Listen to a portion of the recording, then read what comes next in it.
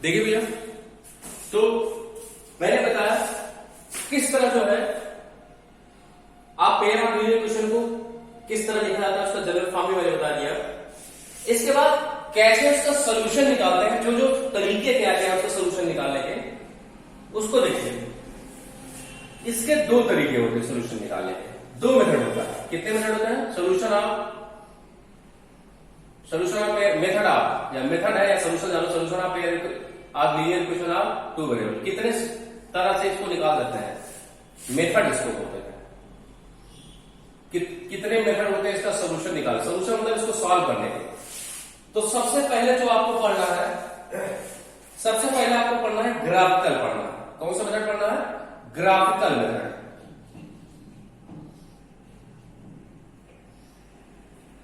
Graphical method. दूसरा आपको पढ़ना है एल्जेब्रिक मेथड।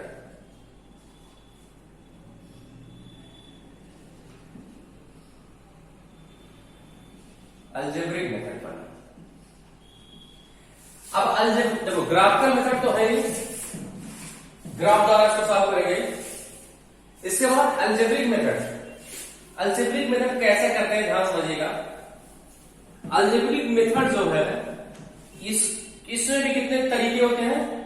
है तो तीन तरीके, है तो इसमें तीन तरीके। एल्जेब्रिक मेथड में है तीन तरीके, लेकिन पढ़ना कितना तरीका है? आपके सिलेबस में पहले तीन दिया था, अब सिर्फ दो हो गया। सबसे पहला मेथड हो गया है बाई, पहला मेथड है, पहला मेथड है एल्जेब्रिक में, पहला मेथड है बाई सब्स्टिट्यूशन मेथड।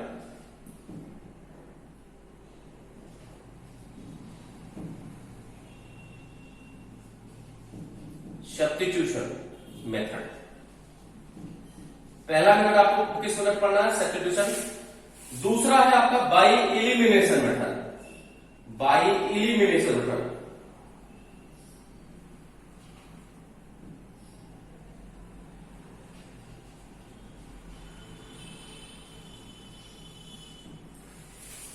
ये दो चीजें आपको पढ़नी है। तो हमारे हिसाब से आपको समझ में आ गया होगा कि कितने मेथड होते हैं linear equation of two variable solve करने के लिए। सबसे पहला क्या? ग्राफिकल मेथड होता है, दूसरा होता है एल्जेब्रिक मेथड होता है। और ग्राफिकल मेथड तो सिंगल रहेगा, लेकिन एल्जेब्रिक मेथड में भी कितने मेथड होते हैं? दो मेथड। एक्चुअली में है आपके सिलेबस में तीन, लेकिन सिलेबस रिड्यूस होने के कारण एक मेथड जो है काट दिया गया है। वो क्या है? क्रॉस मल्टीप्लिकेशन मेथड, जो कि आपको नहीं पढ़ना है। सिर्फ आपको एल्जेब्रिक मेथड में सिर्फ दो मेथड पढ़ने हैं। कौन कौन से मेथड पढ़ने हैं भैया? पहला पढ़ना आपको बाई सब्स्टिट्यूशन मेथड, दूसरा आपको पढ़ना है बाई एलिमिनेशन मेथड। नाम से ही लग रहा होगा, सब्स्टिट्यूशन। सब्स्टिट्यूट मतलब किसी एक की वैल्यू को दूसरे में पुट कर देना, ठीक है। और दूसरा एलिमिनेट। एलिमिनेट मतलब क्या करना है? एक किसी एक टर्म को गायब कर देना, एलिमिनेट कर देना, वहां से निकाल देना, रिजेक्ट कर देना किसी एक टर्म को। यही क्या होता है? By elimination method. तो सबसे पहले हम क्या पढ़ेंगे? सबसे पहले हम पढ़ेंगे क्या? ग्राफिकल मेथड पढ़ेंगे।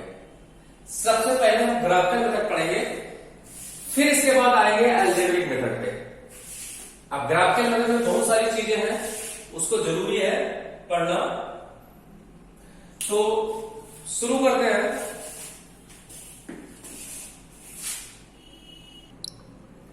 ठीक है, आते हैं एक्सरसाइज 3.1। एक्सरसाइज 3.1 देखिए भैया, सबसे पहले करना क्या है? सबसे पहले करना है, देखो मैं पहले क्वेश्चन पढ़ दे रहा हूं। दिया Aftab tales his daughter 7 years ago I was 7 times as old as were then. Also 3 years from now I shall be 3 times as old as you will be. Represent this situation algebraically and graphically. तो ध्यान समझिएगा, तो मैं graphically अभी नहीं बताऊंगा, graphically इसके बाद आएगा आपका graphical method of solution of linear equation of two variable. जब ग्राफिकल मेथड आएगा तो मैं आपको बताऊंगा कैसे किस तरह ग्राफिकल सॉल्व करना होता है। मैं सिर्फ इसका इक्वेशन बनवा दे रहा हूं, और आप लोग ग्राफ चल जब सॉल्व करना शुरू करेंगे तो आप लोग ग्राफ पेपर पर उसको, ग्राफ कॉपी पर उसको जो है सॉल्व करेंगे, उसको एज यूजुअल नहीं करेंगे। ठीक है, तो सबसे पहले मैं एक क्वेश्चन बनाना सिखा रहा हूं, किस तरह जो है पेयर ऑफ एनी क्वेश्चन आप टू वेरिएबल पहले बनाएंगे। मैं इस सिचुएशन को जो है अलजेब्रिक में बता दे रहा हूं, ग्राफिकली भी नहीं बताऊंगा। ग्राफिकली के बाद जब मैं सोल्यूशन बताना शुरू करूंगा तो मैं सोल्यूशन बताऊंगा उसके आगे। तो आप इसको ग्राफ पेपर पे करके वहीं पे जो है उसको पेस्ट कर दीजिएगा। देखिए पहला क्वेश्चन, पहले क्वेश्चन बनाना सीखिए तो सॉल्व करना बाद में सीखेंगे। देखिए ध्यान समझिएगा, एक्सरसाइज 3.1 क्वेश्चन नंबर 1 कह रहा Aftab tales his daughter, Aftab tales his daughter 7 year एगो। भैया आप इस समय आफ्ताब जो है अपनी पुत्री से बता रहा है 7 साल पहले की बात बता रहा है। 7 ईयर एगो, एगो मतलब क्या होता है पहले। I was 7 times as old you were then, मैं आपके एज का 7 गुना था। कब?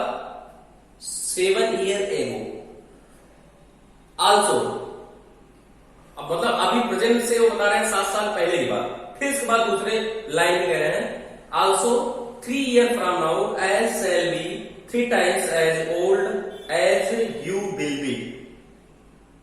तो अब फिर कह रहे हैं कि मैं अब से 3 साल बाद, फिर अब बता रहे हैं पहले तो 7 साल पहले की बात बताया पहली लाइन में, फिर सेकंड लाइन में वो बता रहे हैं 3 साल बाद की बात। तो सबसे पहली चीज है, सबसे पहली चीज पहले उनकी प्रेजेंट एज मान लेते हैं, किसकी? आफ्ताब की और उनकी पुत्री की। प्रेजेंट एज मतलब इस समय की, जैसे आप लोग इस समय 14 साल, 15 साल, 13 साल, ठीक है, वो क्या है आपकी प्रेजेंट एज है। ऐसे तो मान लेते हैं जो इस समय आपकी एज है प्रेजेंट टाइम, लेट का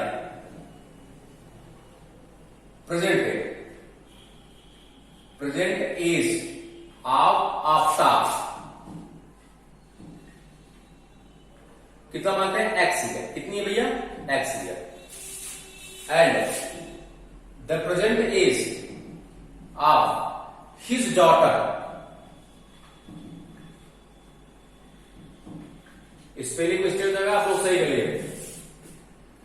और उसकी डॉटर की प्रेजेंट एज कितनी मान लेते हैं? Y year. कितनी साल की है? वाई ईयर की है। ठीक है भैया, तो हमने पता कर हम जान गए कि जो उसकी प्रेजेंट एज है इसकी, आफ्ताब की एक्स ईयर है, और उसकी पुत्री की जो प्रेजेंट एज है कितनी ईयर है? वाई ईयर है। तो ध्यान समझिएगा, तो दोनों की एज हमको पता चल गई। अब भैया देखते हैं, जब प्रेजेंट एज हमको पता चल गई तो सबसे पहली लाइन पढ़ते हैं। कह रहे हैं Aftab tales his daughter, Aftab tales his daughter 7 year एगो। अभी इनकी प्रेजेंट एज है, अब आफ्ताब किसकी बात बता रहे हैं? 7 साल पहले की बात बता रहे हैं। तो 7 पहले तो निकाल लेते हैं 7 साल पहले दोनों की एज कितनी रही होगी, तो निकाल लेते हैं 7 year ago Aftab age was, Aftab age was. भाई जैसे आप लोग इस समय 14 ईयर या 13 ईयर, हम मान लेते हैं 14 ईयर ओल्ड के होंगे इस समय प्रेजेंट है, तो 7 साल कितने साल? 7 साल पहले तो आप कितने ईयर में रहेंगे? 7 साल के। भाई 14 से 7 माइनस करेंगे तभी तो आएगा। तो ऐसे आफ्ताब इस समय कितने साल का है? 1 साल का है। 7 साल पहले कितने का होगा? x minus 7। 7 साल क्या हो जाएगा? 8 कम हो जाएगी। 7 साल पहले की बात कर रहा है। ऐसे 7 ईयर एगो हिज डॉटर एज,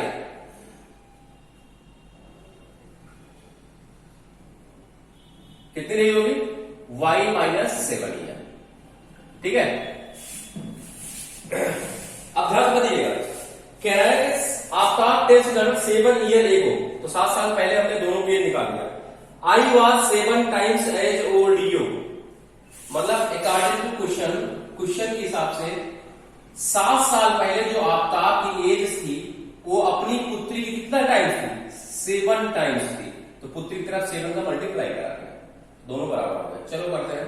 क्या रहेगा, मतलब आफ्ताब जो है अपनी पुत्री से कितना गुना बड़े थे, 7 गुना। अरे भैया पुत्री से बड़े ही रहेंगे ना, उनकी पुत्री है, आफ्ताब भी बड़े होंगे, कितने गुने बड़े थे, 7 गुना। 7 गुना मल्टीप्लाई कर दिया उनकी पुत्री की तरफ, तो आ जाएगा x minus 7 equal to 7y minus 7 से बन जा 49, या x 7y माइनस 7y और माइनस 7 और माइनस 49 है, जाएगा प्लस 49 इक्वल टू क्या रहेगा 0, तो आ जाएगा क्या x माइनस 7y कितना आ जाएगा प्लस 42 बाई 49 से 7 सब्ट्रैक्ट होगा plus 42 equal to 0।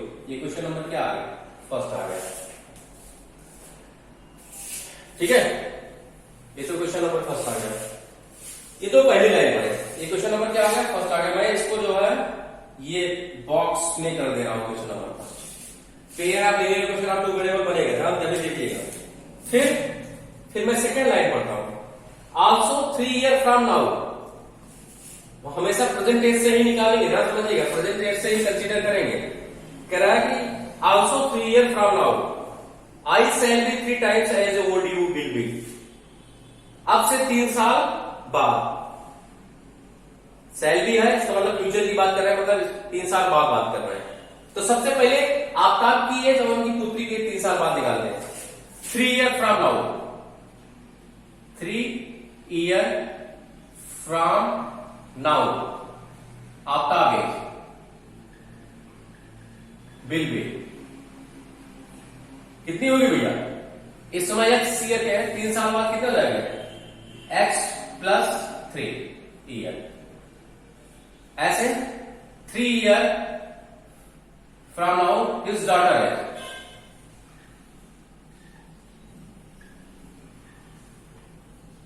Will be, कितना होगी भैया उसकी पुत्री, इस समय y ईयर की है, तो 3 साल बाद कितनी लगेगी y plus 3 year, according to question के हिसाब से।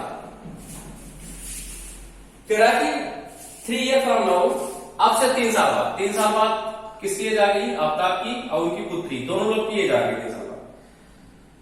आई shall be 3 times as old you, मतलब आफ्ताब जो है 3 साल बाद आफ्ताब की एज कितनी आएगी x प्लस 3, अपनी पुत्री का कितने टाइम्स हो जाएंगे 3 टाइम्स, मतलब 3 का मल्टीप्लाई कर देगा, आ जाएगा x plus 3 equal to 3y minus 3 थीटा 9, sorry plus x minus 3y plus 3 और प्लस माइनस 9 इक्वल टू जाएगा आपका 0, तो आ जाएगा x माइनस 3y कितना रहेगा minus 6 equal to 0। Equation number क्या हो गया आपका सेकंड।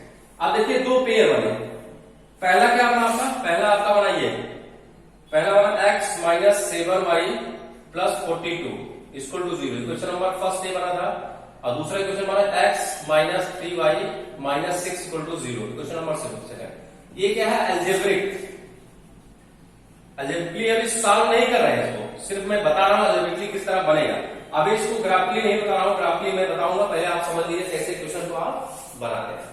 इस तरह से